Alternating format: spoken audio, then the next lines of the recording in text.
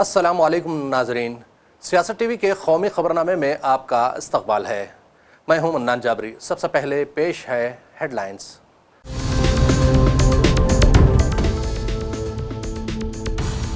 4 नई वंदे भारत ट्रेनों का वाराणसी से इफ्तिताह। पीएम मोदी ने दिखाई हरी झंडी।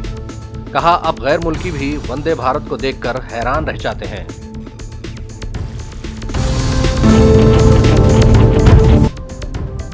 यकम दिसंबर से 19 दिसंबर तक चलेगा पार्लियामेंट का सरमाई सेशन। हुकूमत की तजवीज पर सदर जमहूरिया द्रौपदी मुर्मू की मोहर।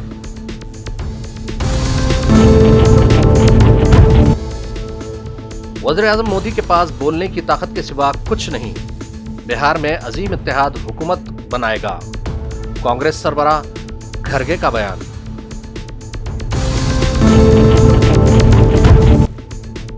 राहुल गांधी बिहार इंतखाबात को हाईजैक करने की कर रहे हैं कोशिश।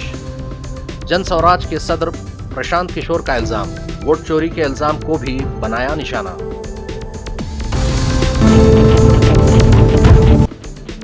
हिंद बहरुल काहिल के मफादात का अहम प्लेटफॉर्म क्वाड मुसलसिल तरक्की की राह पर गामजन। वजारत खारजा के तर्जुमान रणधीर जायसवाल ने दिया बयान।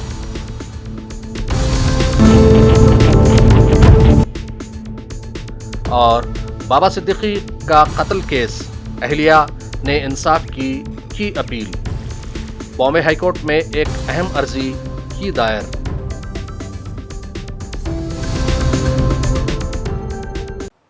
हेडलाइंस के बाद अब बढ़ते हैं खबरों की तफसील की जानिब। वज़ीर-ए-आज़म नरेंद्र मोदी ने उत्तर प्रदेश में वाक़े काशी के दौरे के दूसरे दिन आज बनारस रेलवे स्टेशन से मुल्क के अवाम को 4 वंदे भारत ट्रेनों का तोहफा दिया। उन्होंने कहा कि आज वंदे भारत, नमो भारत और अमृत भारत आने वाली नई नस्ल की बुनियाद तैयार कर रही हैं। ये ट्रेनें हिंदुस्तान में तैयार की गई हैं और ये हमारे मुल्क की ताकत हैं। अब गैर मुल्की भी वंदे भारत को देखकर हैरान रह जाते हैं। वज़ीर-ए-आज़म नरेंद्र मोदी ने अपने खिताब में कहा कि टेक्नोलॉजी के मैदान में जो बेहतरीन काम हो रहे हैं उसकी क़यादत करने वाले अश्विनी विष्णु समेत तमाम अफसरान और अमला मुबारकबाद के मुस्तहिक़ हैं।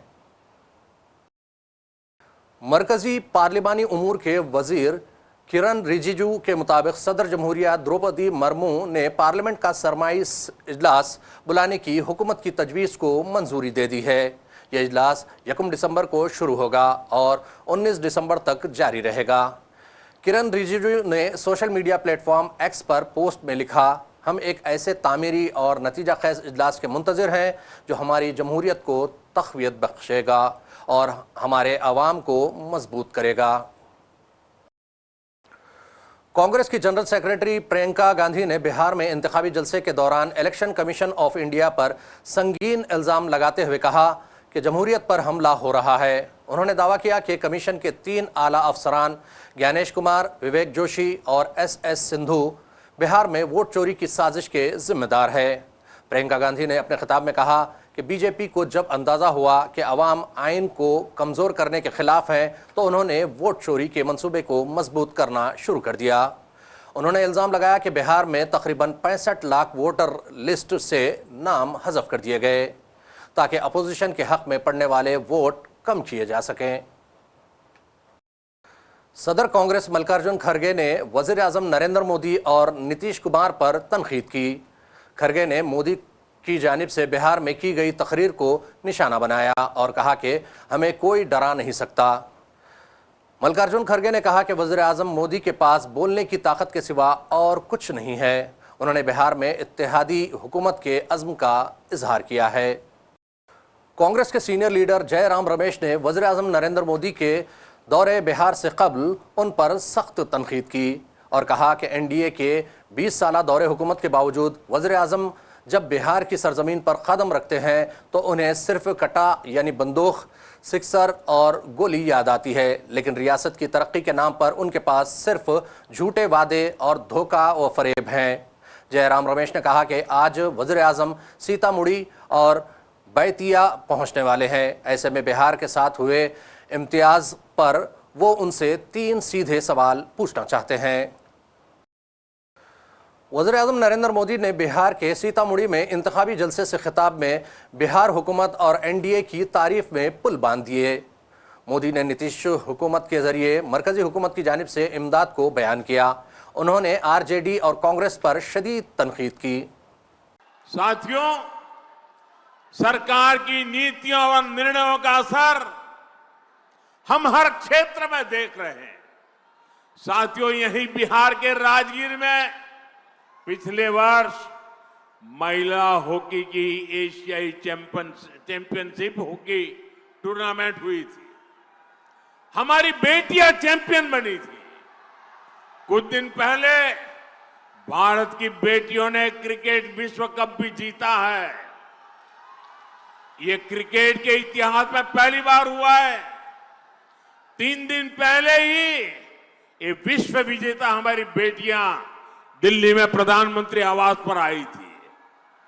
उनका आत्मविश्वास देखकर मुझे गर्व हो रहा था। गांव कस्बों से निकलकर हमारी बेटियां 140 करोड़ भारतीयों का अभिमान बनी है। साथियों, हमारी बेटियों का ये नया आत्मविश्वास इसलिए आया है क्योंकि हमारी सरकार कदम कदम पर नारी शक्ति के साथ खड़ी है। अब आप देखिए, जनधन बैंक खाते, मजाक उड़ाते थे मेरी कि महिलाओं के जेब में पैसा नहीं होता है, खाते कैसे खुलेंगे। अरे मैंने कहा 1 भी रुपया दिए बिना भी मैं खाते खोलूंगा, और मैंने खोले। और ये सिर्फ एक पासबुक देने का मामला नहीं था, ये बहनों बेटियों को आर्थिक रूप से सक्षम बनाने का माध्यम बना है। मैं आपको एक और उदाहरण देता हूं। आजकल मुख्यमंत्री महिला रोजगार योजना की बहुत चर्चा है। बिहार की 1,40,00,000 बहनों के खाते में 10-10 हजार रुपया पहुंच चुके हैं। कल्पना कीजिए, अगर बहनों के बैंक खाते ही न खुलते तो क्या ये योजना बन पाती। मोदी ने बैंक खाते खुलवाए, नीतीश जी की सरकार उनमें बहनों को सहायता भेज रही है। आज पाई पाई बहनों के खाते में पहुंच रही है। और इसलिए आप याद रखिए, अगर आरजेडी और कांग्रेस का जंगल राज होता तो आपके हक का पैसा भी लूट जाता। बिहार में जन स्वराज पार्टी के सदर प्रशांत किशोर यानी पीके ने इंतखाबी माहौल और सियासी मैदान के बारे में मीडिया से बातचीत की। उन्होंने पहले मरहले के इंतखाबात पर भी बात की। प्रशांत किशोर ने बीजेपी को जहां तनकीद का निशाना बनाया तो वहीं कांग्रेस सरबराह राहुल गांधी पर भी तनकीद की। जितने स्वयंभू एनालिस्ट और पत्रकार एनालिस्ट हैं जो कि बता रहे थे कि उनको पता है कि बिहार में क्या होने जा रहा है, उनको ज़मीन पर आते हुए दिख रहे हैं। क्योंकि किसी ने ये नहीं बताया, किसी ने ये प्रेडिक्ट नहीं किया कि बिहार में देश के राजनीतिक इतिहास का मतलब बिहार के राजनीतिक इतिहास में सबसे ज़्यादा वोट होने जा रहा है। और इतनी बड़ी संख्या में जो पोलिंग हुई है, ये दिखाता है कि बिहार में बदलाव बिल्कुल होने जा रहा है निश्चित तौर पर।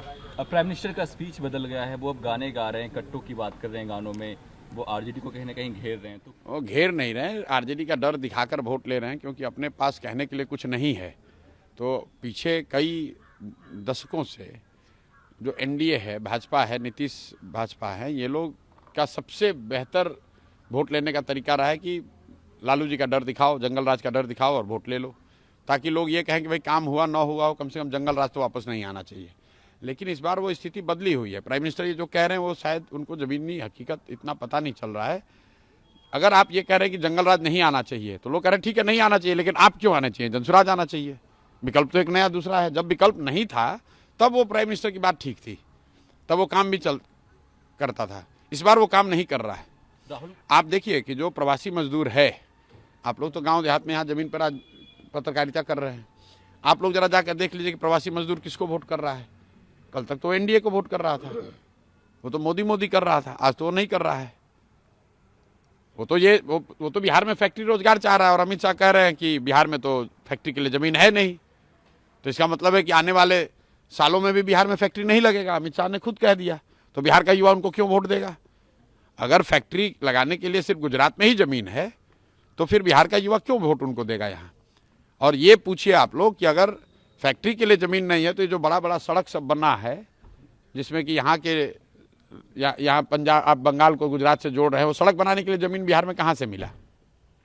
तो आपको अपना सड़क बनाना है, नेशनल हाईवे बनाना है, तो बिहार में सड़क ज़मीन है, और बिहार के बच्चों के लिए फैक्ट्री बनाना है तो कह रहे कि यहाँ ज़मीन नहीं है। समाजवादी पार्टी के खदावर लीडर आजम खां को 2019 में लखनऊ के हजरतगंज थाने में दर्ज हत्या-ए-इज्जत के मुकदमे में राहत मिली और उन्हें बरी कर दिया गया है। एडवोकेट ज़मीर नकवी ने 2019 में आजम खां के खिलाफ मुकदमा दायर किया था। उन्होंने इल्ज़ाम लगाया कि हुकूमती लीडर लेटर हेड्स का गलत इस्तेमाल करते हुए उन्होंने RSS और शिया आलिम कल्ब जव्वाद को बदनाम किया, उनकी साख को शदीद नुकसान पहुंचाया। इस तरह कौमी और बैनुल अक़वामी सतह पर उनकी छवि को दागदार किया। अब लखनऊ में MPMLA अदालत ने उन्हें बरी कर दिया। समाजवादी पार्टी के सीनियर लीडर आजम खां के ऊपर ज़मीन पर कब्जे और चोरी समेत 100 से ज़्यादा मुकदमा दर्ज हैं। उनको तकरीबन 2 साल जेल में गुजारने के बाद हाल ही में जेल से रिहा किया गया है। आजम खां की रिहाई के बाद सियासी हलकों में चर्चे हैं। उधर हिंदुस्तान ने कहा है कि हिंदुस्तान, ऑस्ट्रेलिया, अमेरिका और जापान पर मुश्तमिल क्वाड ग्रुप मुसलसल तरक्की कर रहा है और उसे हिंद बहरुल काहिल खित्ते में अहम प्लेटफॉर्म के तौर पर देखा जाता है। वज़ारत ख़ारजा के तर्जुमान रणधीर जायसवाल ने यह बयान हिंदुस्तान की मेज़बानी में क्वाड के इजलास के इम्कान से मुताल्लिक़ सवाल के जवाब में दिया। उन्होंने कहा कि हम क्वाड को इंडो पैसिफिक खित्ते में अहमियत और बाहमी दिलचस्पी के मसाइल पर 4 क्वाड पार्टनर ममालिक के दरमियान तालमेल के लिए अहम प्लेटफॉर्म के तौर पर देखते हैं। जहां तक मेजर विक्रांत जेटली का सवाल है, हम लोग इस मुद्दे पर यूएई के सरकार से संपर्क बनाए हुए हैं। पिछले कई महीनों में 4 बार हम लोगों ने कॉन्सुलर एक्सेस मांगा और उसके तहत हमारे दूतावास के अफसर उनसे जाके मिले हैं। साथ ही साथ हम लोग इनके परिवार से और उनकी धर्मपत्नी हैं उनसे संपर्क में रहे हैं। अभी हाल ही के दिन में 3 नवंबर को दिल्ली हाई कोर्ट का भी आदेश आया था और उसके मुताबिक जो भी हमसे जो असिस्टेंस हो सकता है, ऑल पॉसिबल असिस्टेंस, उसको हम लोग उनको ऑफर कर रहे हैं। Okay, so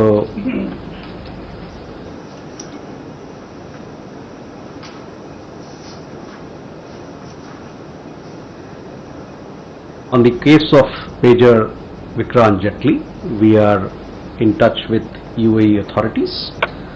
Our embassy is seized of the matter. We have been making consular visits to him, and we have done so on 4 occasions. We are also in close touch with his family, including his wife. We are also, as is natural, whenever there's an Indian national who needs support, we are offering all possible assistance. On 3rd November, this matter came up in Honorable Delhi High Court, and the High Court had given certain directions. Based on those directions, we are providing all possible assistance to Major Vikrant. Maharashtra के साबिक वजीर और NCP के senior leader बाबा सिद्दीकी के कत्ल case में उनकी अहलिया शहज़ीन सिद्दीकी ने इंसाफ की अपील करते हुए बॉम्बे हाई कोर्ट में एक अहम अर्जी दायर की है। इस अर्जी में उन्होंने मुतालबा किया है कि इस मामले की जांच मुंबई पुलिस के बजाय एक खुसूसी तफ्तीशी टीम यानी SIT से कराई जाए ताकि हक़ाइक़ को सामने लाया जा सके। इस अर्जी पर समाअत 11 नवंबर को होने की उम्मीद है। शहज़ीन सिद्दीकी ने अपने वकील त्रिवेंद्र कुमार करनाई के जरिए दाखिल करदा अर्जी में इल्ज़ाम आयद किया कि पुलिस ने अब तक की गई तफ्तीश में जानबूझकर असल मुजरिमों को बचाने की कोशिश की है और केस को गलत सिमत में मोड़ दिया गया है। उनके मुताबिक पुलिस ने महज ज़ाहिरी कार्रवाई पर इक्तफा किया और शवाहिद को नज़रअंदाज कर दिया, जिससे इंसाफ पर सवाल उठ खड़े हुए हैं। और आखिर में फिर एक मरतबा नजर डालते हैं हेडलाइंस पर।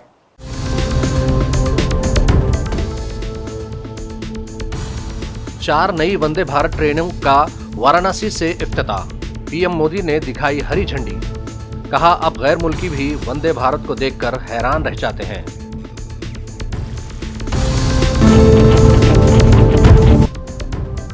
यकम दिसंबर से 19 दिसंबर तक चलेगा पार्लियामेंट का सरमाई सेशन। हुकूमत की तजवीज पर सदर जमहूरिया द्रौपदी मुर्मू की मोहर।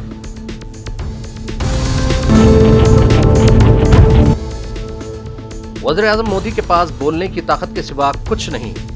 बिहार में अजीम इत्तेहाद हुकूमत बनाएगा। कांग्रेस सरबराह खरगे का बयान।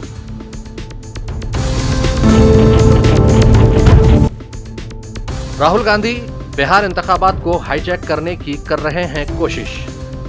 जन स्वराज के सदर प्रशांत किशोर का इल्जाम। वोट चोरी के इल्जाम को भी बनाया निशाना।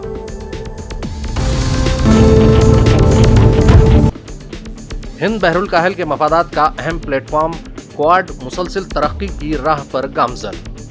वजारत खारजा के तर्जुमान रणधीर जायसवाल ने दिया बयान।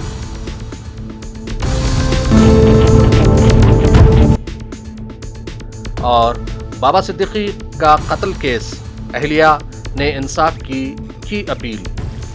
बॉम्बे हाईकोर्ट में एक अहम अर्जी की दायर।